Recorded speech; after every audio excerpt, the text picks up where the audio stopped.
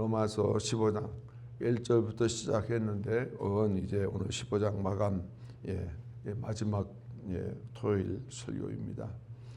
오늘 로마서 15장은 복음의 사람의 성장 과정을 우리에게 보여주고 있습니다.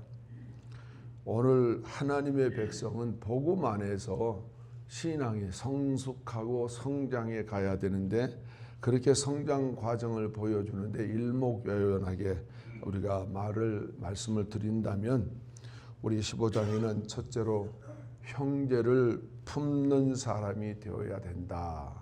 우리 형제를 서로 간에 품어줄 수 있는 그런 믿음의 사람으로 성장해 가야 된다.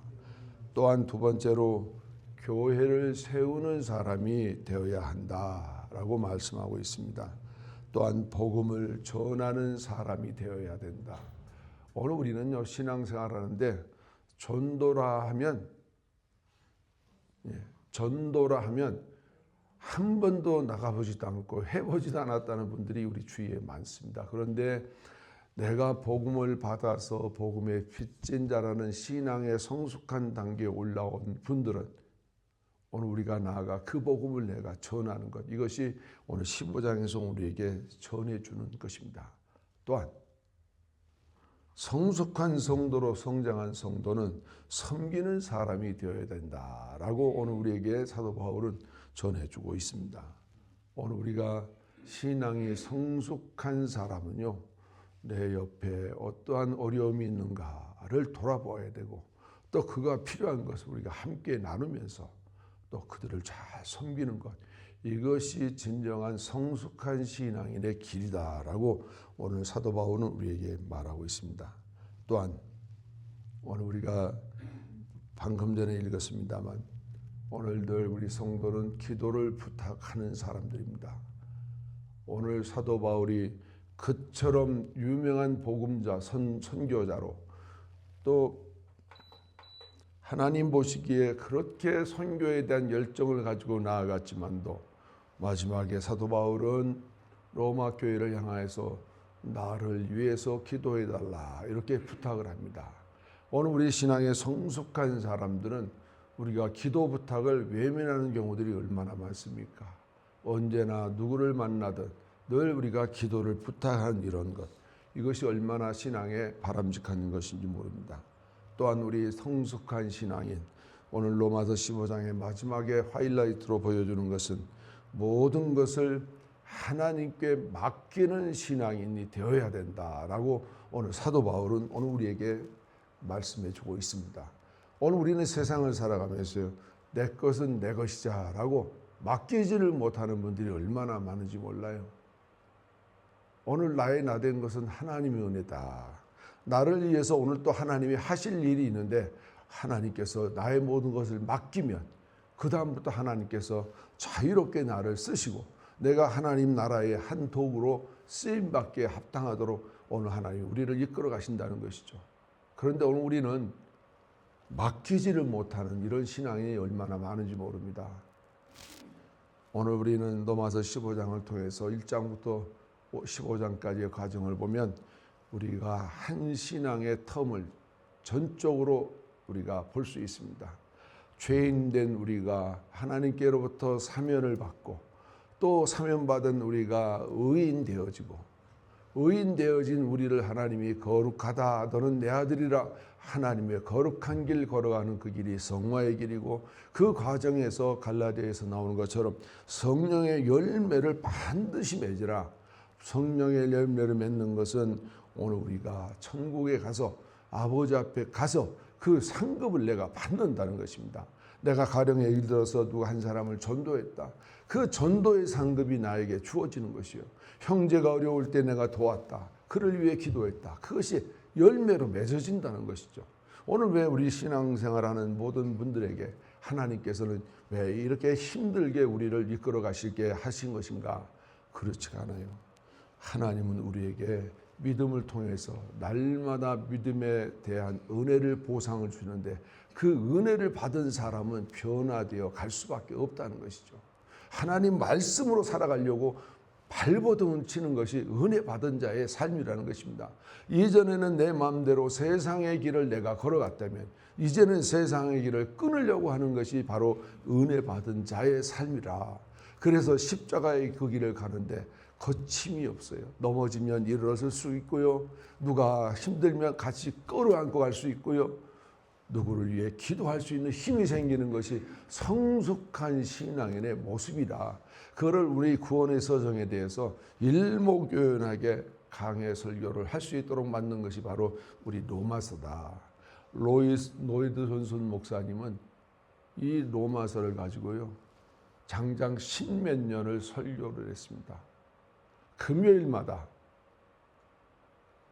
윈스터 처칠 그 교회에서 밤마다 1000여 명 이상이 모여서요, 로마서를 강의하는데 마지막에 로마서 15장을 맞춰가면서 내가 더 이상은 할 힘이 없다. 내 건강이 지금 약해져서 더 이상은 할 힘이 없어서 내가 이만 탈고를 해야 되겠다. 그러면서 15장에서 설교를 마감하는 그 로이드 존슨 목사님, 그분이 구원은 반드시 내가 그 길을 걸어가야만 된다. 구원받은 성도는 우리에게 하나님께 대한 상급이다. 그거를 우리가 꼭 지켜나가라. 얼마나 우리에게 강조하는지 모릅니다. 한국에서 로이스 존슨 목사님 그 책을 번역했던 목사님이요, 너무너무 감격스러운 마지막 서문에 이런 글이 있습니다. 나는 처음에 이것을 번역할 수 있을까? 번역하면 나 혼자 할 수 있을까? 하다 보니까요, 주변의 모든 분들이 협력해서 선을 이루는데, 결혼해서 갓 아이가 태어날 때 시작했던 그 자녀가 나이가 이제 20살이 넘어가도록 그렇게 번역 작업을 했다는 것이죠. 하루 이틀 만에 번역을 해서 로이드 존슨 목사님의 로마서 강해서가 우리나라에 들어온 게 아니라 원서로 들어온 것을 20여 년 가까이를 번역을 했다는 것이죠. 이 얼마나 놀라운 축복인지 몰라요. 그래서 우리나라에 로마서 강해가 시작되기 시작했고요. 그걸 중심으로 이 목회자들이 바뀌고 변화되고 구원의 서정을 깨닫게 되고, 그러므로 이신칭의를 분명하게 우리가 알게 됐다는 것을 얼마나 우리가 감사하는지 모릅니다. 오늘 강해 설교를 시작하라 그러면 많은 목사님들이 추천하기를 로마서를 강해하라 이렇게 말을 합니다. 로마서에는 우리의 구원의 서정이 들어 있습니다. 우리가 본시 하나님과 원수된 죄인이었던 우리를 하나님이 우리를 불러내서 너는 내 백성이야 라고 하실 때 우리에게 믿음을 주시고, 그 믿음을 통해서 하나님 은혜를 받고 우리가 하나님 앞에 회개하게 되고, 회개한 백성, 오늘 우리는 모두가 다 하나님께 콜링받은 백성입니다. 하나님의 부르심을 받고 하나님 앞에 나온 하나님의 백성들이라는 것이죠.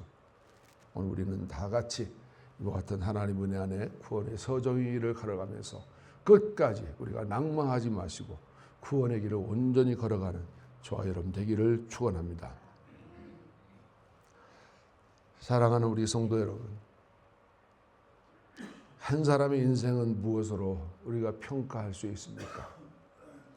세상은 얼마나 많은 재산을 모았는지, 얼마나 높은 자리에 올랐는지, 또한 얼마나 큰 업적을 남겼는지 중요하게 우리는 생각하는 것이 세상의 논리입니다.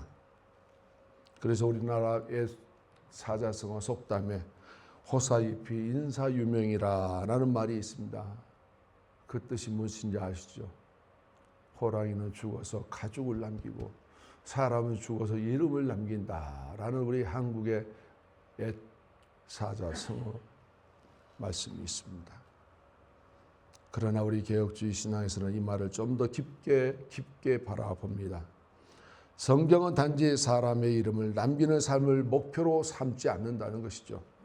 오히려 하나님의 이름을 영화롭게 하는 삶을 최고의 목적이라 이렇게 생각하고 있습니다. 우리가 잘 아는 고린도전서 10장 31절 말씀에 그런즉 너희가 먹든지 마시든지 무엇을 하든지 다 하나님의 영광을 위해서 하라. 아멘. 또한 갈라디아 6장 14절 말씀에 사도 바울은 이렇게 얘기합니다.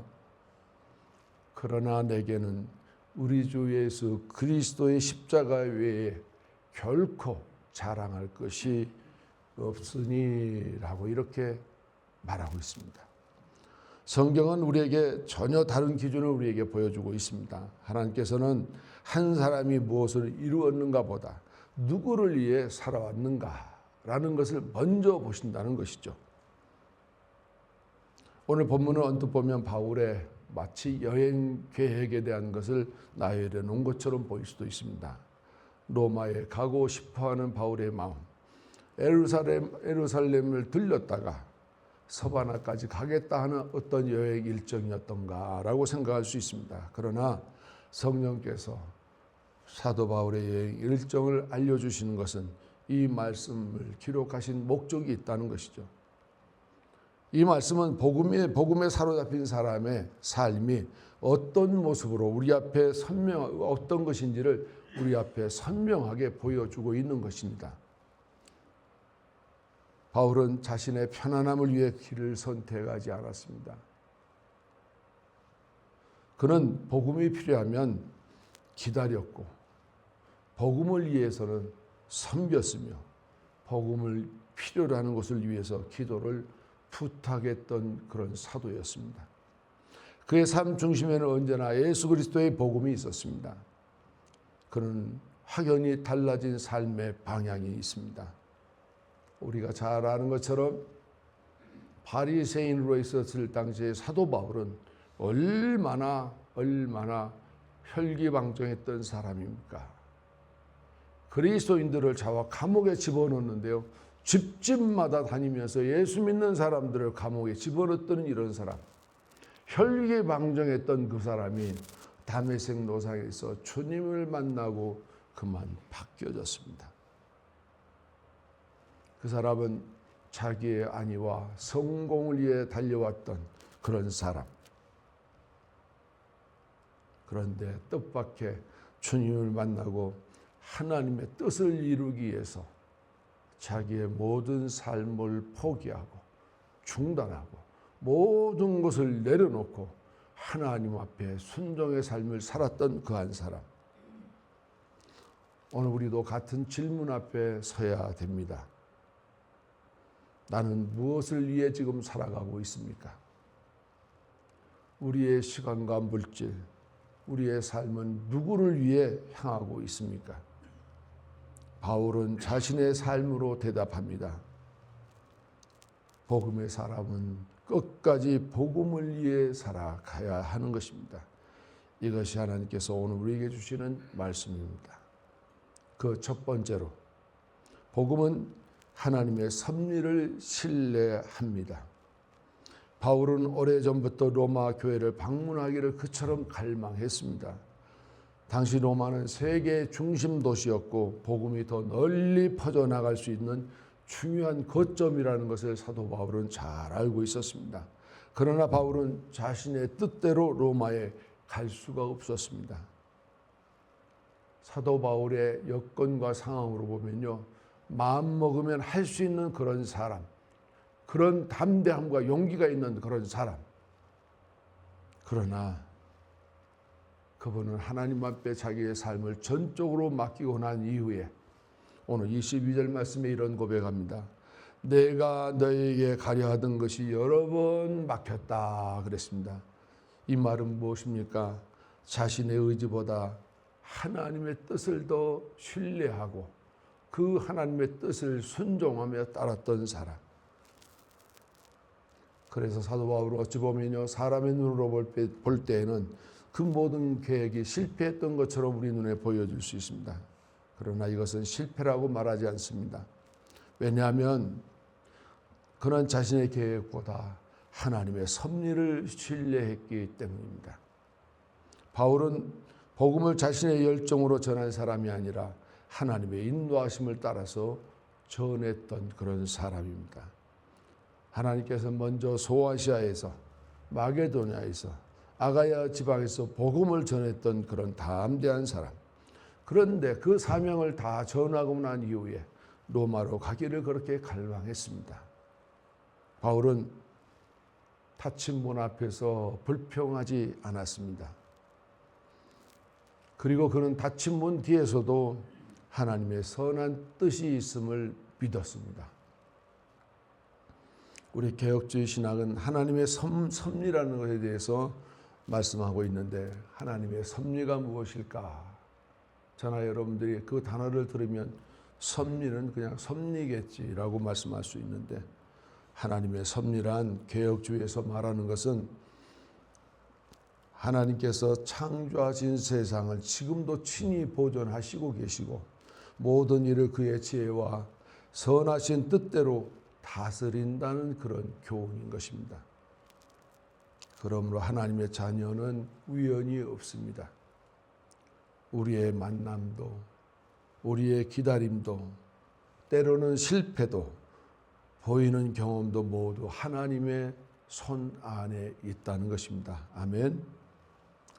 존 칼빈은 기독교 강요에서 하나님의 섭리에 대해서 이렇게 설명합니다.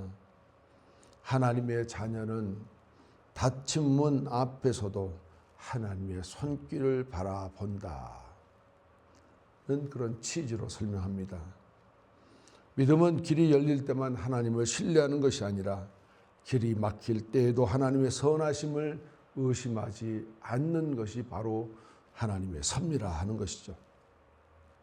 이 말씀에 로이드 존슨 목사님도 그의 목회 경험에서 여러 번 모든 계획들이 무산될 때가 그렇게 많았다고 그럽니다. 그는 이렇게 고백합니다. 우리는 하나님의 시간표를 볼 수 없지만 하나님은 단 한 번도 늦으신 적이 없으시다. 이런 고백을 남겼습니다. 얼마나 귀한 말씀입니까? 우리도 인생을 살아가다 보면 이해되지 않는 그런 지연을 경험합니다. 기도는 했는데 응답이 더딜 때가 얼마나 많이 있습니까? 준비는 다 됐는데 문이 열리지 않을 때가 또한 얼마나 있습니까? 그럴 때 우리는 낙심하는 경우가 있죠. 그러나 하나님의 사람은 조급해하지 않습니다. 하나님의 지혜는 하나님의 거절이 아니라 더 선할 때를 준비하시는 하나님의 섭리라는 것이죠. 우리 사랑하는 성도 여러분, 복음의 사람은 자신의 계획을 하나님께 맞추려고 하지 않습니다. 우리는 보통 정당화하려고 하죠. 오히려 자신의 계획을 하나님 뜻 앞에서 내려놓는 것이 오늘 성숙한 신앙인들의 삶입니다. 그래서 복음의 사람은 문이 열릴 때 감사할 뿐만 아니라 문이 닫힐 때에도 하나님의 선하신 뜻을 신뢰한다는 것이죠. 하나님이 왜 이렇게 막으셨는가? 우리는 불평불만하는 것이 아니라 하나님이 막으신 이유가 있으시겠다라고 우리는 생각해야 된다는 것이죠. 이것이 바울의 믿음이었고 오늘도 우리에게 필요한 믿음이라고 오늘 우리에게 알려주고 있습니다. 복음의 사람은 자신의 시간표를 붙드는 사람이 아니라 하나님의 시간표를 신뢰하는 그런 사람들이 되어야 될 줄로 믿습니다. 두 번째로 복음은 사랑으로 섬기게 합니다. 26절 말씀에 이는 마게도냐와 아가야 사람들이 예루살렘 성도 중 가난한 자들을 위하여 기쁘게 얼마를 연보하였습니다. 그랬습니다. 우리가 잘 아는 것처럼 연보했다는 것은 물질을 거두어서 예루살렘 지금 성도들, 고난에 처해 있는 성도들에게 물질로 보답하고자 하는 그런 마음이라는 것이죠. 복음은 사람을 하나님과 화목하게 할 뿐만 아니라 사람과 사람 사이에도 하나가 되고 바로 연결된다는 것이죠. 이것이 우리 기독교 교리에서요, 대인의 관계와 대신의 관계가 형평을 이루었다라고 봅니다. 오늘 우리는 하나님과 나와의 관계, 대신의 관계가 바로 서야 되고요. 더불어서 오늘 우리 내 옆에 있는 모든 분들, 대인의 관계가 바르게 서야 된다는 것이죠. 나만 우뚝 선다는 것도 바르지 않는 것이고 상대방만 우뚝 서는 것도 바르지 않고요. 모두가 다 대인의 관계가 형평을 맞아야 된다는 것이죠. 바울은 지금 예루살렘으로 향하고 있습니다. 그 이유는 설교하기 위해서가 아니라 예루살렘의 가난한 성도들을 돕기 위해서 이방 교회가 모은 헌금을 전달하기 위해서입니다. 겉으로 보기에는 단순한 구제 사역으로 보일 수도 있습니다. 그러나 바울은 이것을 복음의 열매로 이해하고 있습니다. 왜냐하면 과거에는 원수처럼 지냈던 유대인과 이방인이 이제는 그리스도 안에서 한 몸이 되었기 때문에 이것이 얼마나 놀라운 축복인지요. 마게도냐와 아가야 교회 성도들은 대부분 이방인들이었던 것입니다. 그들은 예루살렘 성도들을 직접 만난 적이 거의 없습니다. 혈연도 없고 문화도 달랐던 것이죠. 그럼에도 기쁨으로 자신의 것을 나누었습니다. 바울은 이것을 기뻐서 하였다라고 이렇게 기록하고 있습니다. 왜 기뻐했을까요? 그들은 먼저 영적인 빛을 깨달았기 때문에 그렇습니다. 복음을 받고 났더니 이게 유대인들이 아니었으면 우리는 어찌할 뻔했는가라고 그 복음의 빛 너무 감사했던 것이죠. 복음은 예루살렘에서부터 시작되었습니다. 사도들이 복음을 전했고 그 복음이 이방인에게까지 흘러갔던 것입니다. 그러므로 이방 교회는 27절 말씀에 그들의 영적인 것을 나누어 가졌으면 육적인 것으로 그들을 섬기는 것이 마땅하니라 이와 같이 고백합니다. 이것이 복음의 능력입니다. 복음은 사람의 손으로 억지로 열리지 않습니다. 복음은 먼저 마음을 열고 그 열린 마음이 손을 열게 하는 것입니다. 오늘 우리 개혁주의 신학은요, 선행은 구원의 조건이 아니라 구원의 열매다라고 오늘 우리에게 가르쳐주고 있습니다. 우리는 선행으로 의롭게 되는 것이 아닙니다. 그러나 참으로 의롭다함 받은 사람은 반드시 사랑의 열매를 맺는 것입니다. 존 칼빈도 이렇게 말합니다. 믿음은 결코 홀로 있지 않으며 언제나 사랑을 동반한다. 이 말은 참된 믿음은 반드시 삶으로 나타난다고 칼빈은 우리에게 알려주고 있습니다. 로이드 존슨 목사님은 이 본문을 설명하면서 매우 인상적인 취지의 말을 남겼습니다. 은혜는 받는 것으로 끝나지 않는다. 은혜는 반드시 흘러간다라고 오늘 우리에게 알려줬습니다. 참으로 그렇습니다. 복음은 우리 안에 머무는 물이 아닙니다. 복음은 흘러가는 강물과 같습니다. 그러므로 하나님의 사랑을 받은 사람은 사랑을 하게 됩니다. 우리가 용서받은 사람은 용서를 하게 됩니다. 은혜 받은 사람은요, 섬기게 된다고 말씀드립니다. 우리 사랑하는 성도 여러분, 오늘 우리도 자신에게 질문해야 합니다. 나는 복음을 알고만 있는 사람입니까? 아니면 복음을 살아내는 사람입니까? 가정에서, 교회에서, 직장에서, 그리고 삶의 모든 현장에서 우리는 얼마나 사랑으로 섬기고 있습니까? 복음은 입술의 고백으로만 증명되지 않습니다. 복음은 사랑으로 섬기는 삶을 통해 증명되는 것입니다. 예수님께서도 말씀하십니다. 인자가 온 것은 섬김을 받으려 함이 아니라 도리어 섬기려고 왔다고 오늘 마가복음 10장 45절에서 오늘 우리에게 말씀하고 있습니다. 그리스도를 따르는 사람들은 섬김을 받으려는 사람이 아니라 반드시 섬기는 사람이라고 합니다. 그러므로 복음의 사람은 자기의 유익보다 형제의 필요를 먼저 생각하게 되는 것이죠. 자신의 것을 움켜쥐기보다 기쁨으로 나눠줍니다. 자신을 높이기보다 다른 사람을 세워줍니다. 이것이 바울이 예루살렘을 향해 걸어간 이유였고 오늘 우리에게도 요구하시는 복음의 삶이 됩니다. 복음은 우리의 입술을 변화시키는 데서 끝나지 않고 우리의 손과 발을 움직여 사랑으로 섬기게 합니다. 세 번째로 복음의 사람은 기도로 함께 하나님의 역사를 이루어 갑니다. 바울은 이제 예루살렘으로 떠날 준비를 하면서 로마 교회 성도들에게 간절히 부탁합니다. 형제들아, 너희 기도에 나와 힘을 같이하여 나를 위하여 함께 빌어. 이렇게 30절에 말하고 있습니다. 여기서 힘을 같이하여라는 말은 헬라의 언어 뜻은 이렇습니다. 경기장에서 함께 싸우는 사람이라고 비유하고 있고요. 같이 분투하다라는 그런 뜻이 바로 힘을 같이하여라는 그런 뜻입니다. 기도를 하는데요, 대강한저 대충으로 기도하는 것이 아니라 마치 전쟁터에서 싸우는 것처럼, 누구와 분투하는 것처럼 그렇게 열심으로 같이 기도하라는 것이죠. 오늘 우리는 그런 자세로 기도하고 있습니까? 바울은 조금 기도해 주십시오, 간단하게 부탁한 것이 아니라 복음을 위한 영적 싸움에 함께 참여해 주십시오, 이러한 요청을 했던 것입니다. 왜 바울은 이렇게 기도를 부탁했을까요? 그는 자신의 능력의 한계를 잘 알고 있었기 때문입니다. 아무리 위대한 사도라도 자신의 지혜와 경험만으로는 하나님의 일을 이룰 수 없음을 알았기 때문인 것이죠.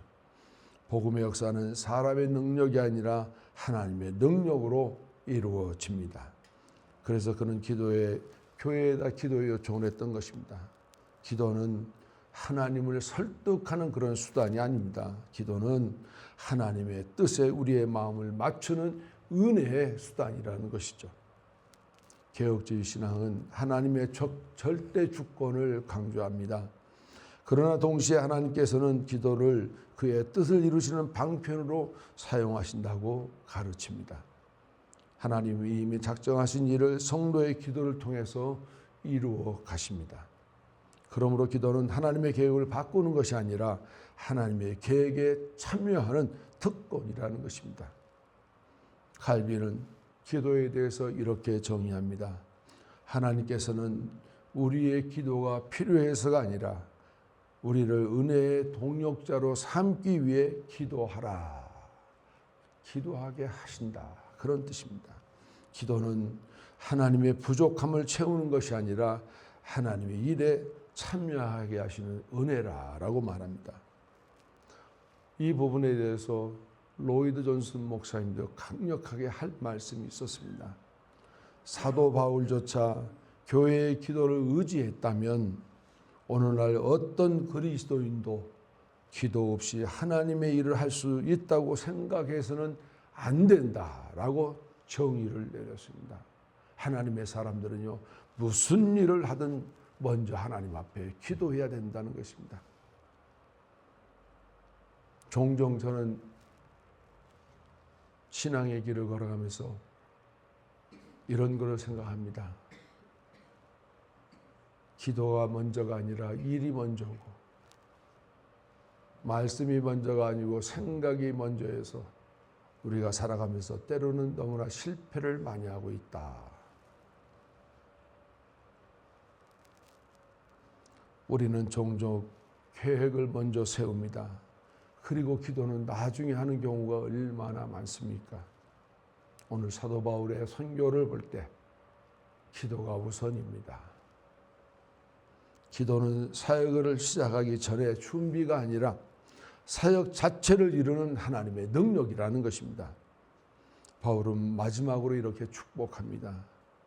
평강의 하나님께서 너희 모든 사람과 함께 계실지어다. 아멘. 참으로 놀라운 말씀입니다. 바울 앞에서는 예루살렘에서의 체포와 결박, 재판과 로마 압송이 지금 기다리고 있습니다. 환경만 보면 평강과는 거리가 아주 멀리 있습니다. 그럼에도 평강의 하나님께서 너희 모든 사람과 함께 있을지어다. 사도 바울은 평강의 하나님은 변하지 않는다고 끝까지 우리에게 말씀하고 있습니다. 그러므로 복음의 사람은 문제보다 하나님을 크게 보고 현실보다 하나님의 약속을 더 신뢰하며 살아가라고 오늘 우리에게 말씀하고 있습니다. 사랑하는 우리 성도 여러분, 복음의 사람은 혼자 달려가는 사람이 아닙니다. 함께 기도하며 함께 울고 함께 섬기며 함께 복음을 이루어가는 사람들입니다. 마지막까지 자신이 아니라 평강의 하나님을 의지하는 우리 모두가 될 수 있기를 축원합니다. 복음의 사람은 자신의 능력을 의지하지 않고 함께 기도하며 평강의 하나님을 신뢰하는 사람입니다.